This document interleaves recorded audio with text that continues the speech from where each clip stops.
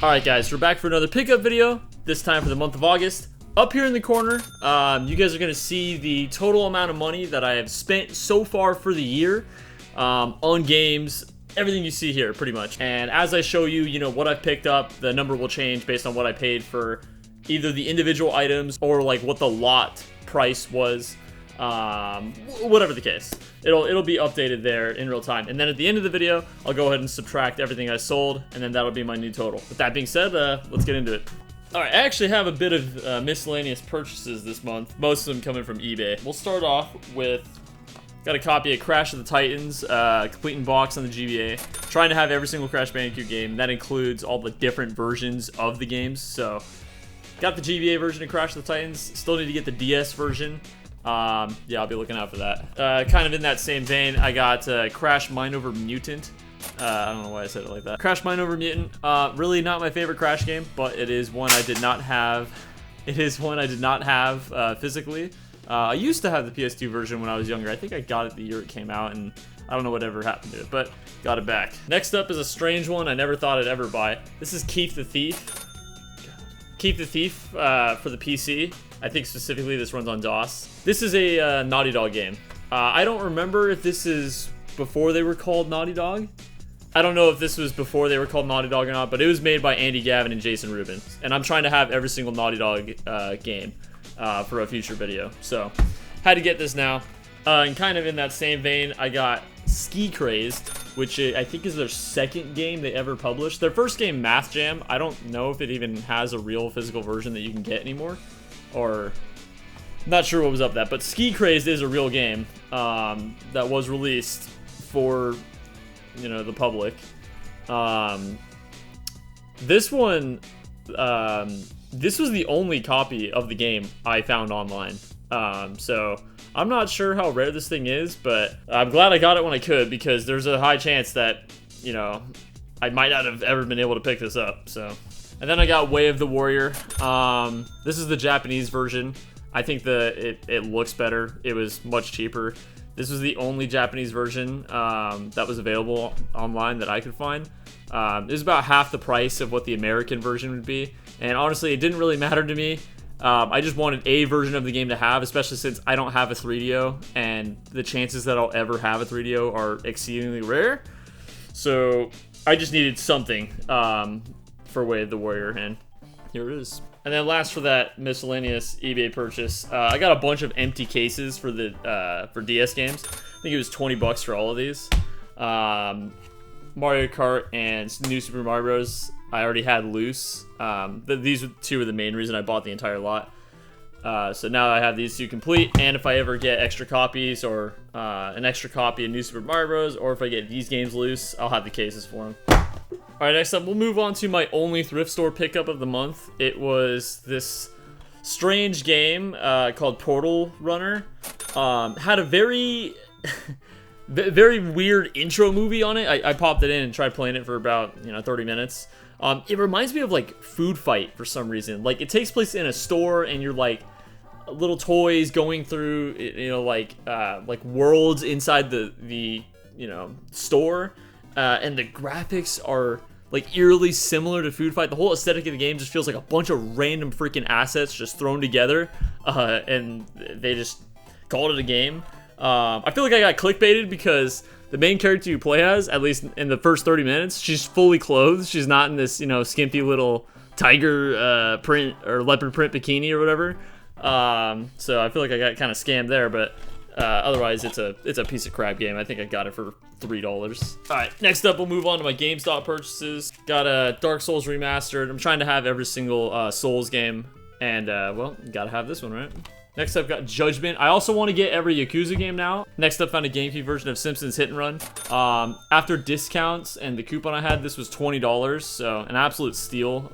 Again, like, a lot of the stores, they will not have their retro games on display. So if you don't ask if they have stuff behind the counter that's not on display, a lot of times you're not going to find the best deals. The best deals I've ever found from GameStop were asking what they had behind the counter.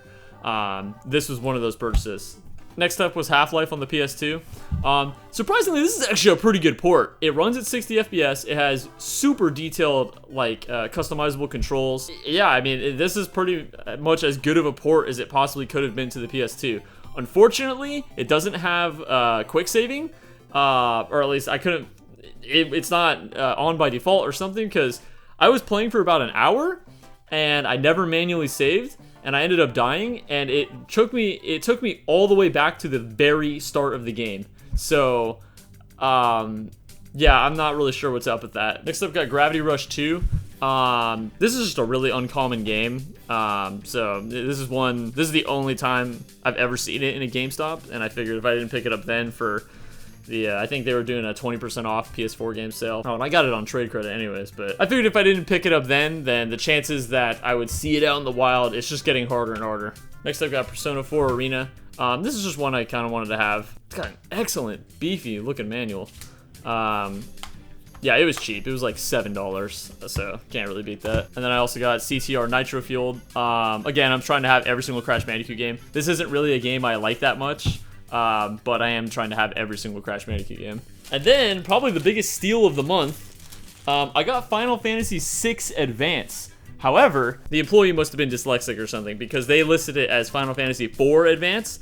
Because of that, they have Final Fantasy IV as a $20 game, whereas Final Fantasy VI for them is like a $70 game. So, with the discounts, I got Final Fantasy VI Advance from GameStop for like $5. So, I mean, you really can't beat that. Okay, and now we'll start going over all the OfferUp purchases. Okay, so these 4 games came from one lot. Some guy was selling just all of his 3DS and DS stuff. Nothing too crazy. Ended up getting a Zelda Link Between Worlds, Sonic Rush loose, Luigi's Mansion Dark Moon loose, and Mario vs. Donkey Kong 2 loose. These are the games I ended up keeping. I ended up getting rid of the rest of the games that came with it. There was another DS lot that was cheap. It was like $10 for 5 games, and these are the 3 that I kept. DK Jungle Climber. This is a game I used to play as a kid. So good to have it again. And it also came with, I think, Brain Age 2 and Lego Batman 2. Some guy on OfferUp had a box, manual, inserts, everything except the game for Final Fantasy IV Advance. I was kind of excited when I went to the store and I asked them, oh, what games do you guys have behind the counter? Do you guys have anything not on display? And the girl picked out, oh, we have Final Fantasy IV for the Game Boy. And I was like, oh, that's perfect, because I just got the box for it. Turns out it was Final Fantasy VI, so, I mean, good. Like, I ended up getting an amazing deal on Final Fantasy VI, but, like, I kind of wanted it to be Final Fantasy IV because I just got the box for it.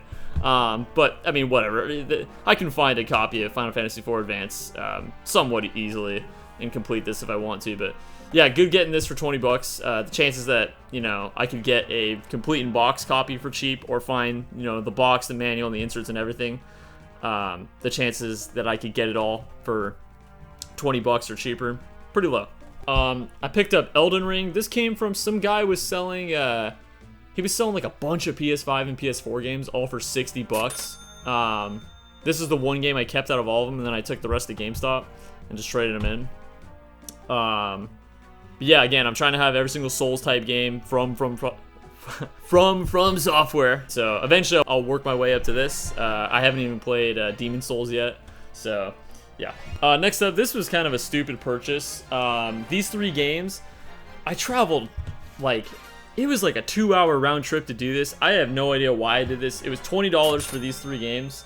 Ninja Gaiden 2. This is a game like I was mildly interested in. It's complete in box. It's in good condition. It's supposed to be a great Xbox exclusive. So I mean, it's a good game. And then I also got Naruto Clash of Ninja. This is a game I have absolutely no interest in. Not really. It's a GameCube exclusive. That's probably the only reason I'll keep it. But yeah, and then the one game I was actually, trying to get at some point was Psychonauts. Unfortunately, doesn't have the manual, but this alone is like a $25 game now. So I mean, at the end of the day, it's not a horrible deal getting it all for 20 bucks, but I wasted so much time doing this deal. In hindsight, this is like the worst deal I've done in a long time. All right, and then next up, I actually don't even remember how I got this. This is just a case. There's no game. This is just a case for Crash 4. Yeah, I don't remember where this came from. And then next up, I got Wii Sports Resort. Oh yeah, I bought a Wii Oh yeah, I bought a Wii with 2 copies of Wii Sports Resort. It had a copy of Wii Sports and then some shovelware. The Wii was complete. It had 2 controllers and whatnot, all for $10. So I managed to pick all that up. I got rid of everything and just kept the Wii Sports Resort because this is a game I've been looking for a bit. I used to play it all the time. This one was an interesting one. I got this Zelda Wind Waker in a trade. I had a copy of Pokemon Coliseum complete in box for sale. I saw some guy post this on OfferUp, and I offered him a strange trade. I said, hey, how about I trade you Pokemon Coliseum and you give me this game, $35 cash, and he had a broken PS3 on his profile, which is now on display up here. To me, it was a fair trade, especially considering that the Pokemon Coliseum was a player's choice, so to me, I wouldn't have kept it anyways. So, yeah. Pretty good trade there. Everything else that I'm about to show all came from the same lot. Nothing crazy, but just kind of a weird, random lot. Ended up getting a PlayStation 2 multi-tap. I've never had one of these, ever. I think it just looks really cool. Yeah, and it's in, you know, it's pretty clean. And then she also, this is just like a giant stack of, like, video games. Mainly PS2 stuff. Came with a memory card. I still haven't checked the memory card. I'm kind of curious what's on it. It had a controller. The controller's kind of beat up, but whatever. And then it also had a Guitar Hero dongle. I don't know which, I don't know if this is, like, what the PS2 version used. I never had Guitar Hero on the PS2, so I don't know if it used USB for the guitars. So this could be for the PS2 version, but I know in that lot that I bought from her, she didn't have a single copy of either Rock Band or Guitar Hero, so not entirely sure. This could just be random. There was 2 plug-and-play type games, one for Ms. Pac-Man and one for just regular Pac-Man. I mean, I think I had like a couple of these growing up. I remember having like a weird Star Wars one, and I might have had a Pac-Man one at one point. I mean, they're pretty novel, and most of the time, they're not the best way to play these games, but I mean, I can't really get rid of these that easily, and I mean, they're kind of just cool looking. All right, a few more games. Got a bunch of PC games came with that bundle too. The only one really worth noting is Roller Coaster Tycoon 3. I already have this game on Steam, and I actually tried installing this version. It just wouldn't like do anything. I don't know if it's because I'm on Windows 11 and this game just can't really work with it. Oh, wait a second. Okay, maybe that's why. Yeah, you know what? That's why it wasn't working. This is specifically the Mac version of the game. Okay, that's why it wasn't working. Yeah, I should have figured. Wow. Okay. Are these all... No, this is the only Mac game out of the whole pile. The rest of these are all Windows games. Okay, that's weird. Yeah, but yeah, I just got some kind of just generic crap. Backyard Baseball, whatever this game is. Board games, more Backyard Baseball, and Geo Safari multimedia game. Okay. And then there's some PS2 games and PS3 games from the lot that I decided to keep. Need for Speed Hot Pursuit, and Need for Speed Most Wanted. And then, unfortunately, the one game that kind of caught my eye when I saw the posting was Dirge of Cerberus, Final Fantasy VII. I've heard it's not particularly a great game, but, I mean, I don't know. It just somewhat interests me. Unfortunately, it was the only game in the entire lot that did not have the disc. So this was probably in their console, or something, because, like, it just sucks, because, like, I pretty much bought the lot just so I could keep this for free, and it turns out it's not even there. But whatever. If I find the loose disc one day, at least I'll be able to complete it.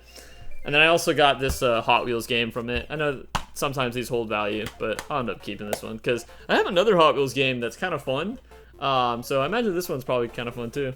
And then lastly, what else came with that lot was this complete in-box, big box PC game of Riven. I had like no idea what the big box PC market was, so when I bought this lot, I was like, man, big box Riven, I might potentially have a grail right there. Who knows? Sometimes maybe people go crazy for these big box PC games.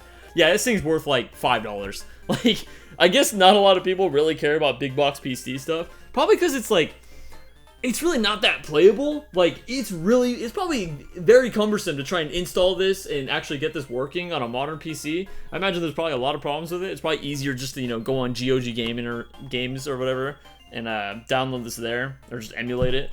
But yeah, I think it's kind of cool. It's just kind of like a cool art piece. I don't really know what I'll do with it, because I really can't get rid of it. And I don't want to throw it away, so I don't know. I think it's just a cool piece to have. All right, guys, so that was everything I picked up this month and kept. I'll go ahead and update the total right now to account for everything I sold from the last video. I don't have my phone on hand right now, but I gotta imagine I'm positive, probably like $80. We'll see. Yeah, so not too crazy of a month, but there's some stuff here I actually wanted to get and intentionally bought. So can't really complain. Anyways, thank you guys for watching.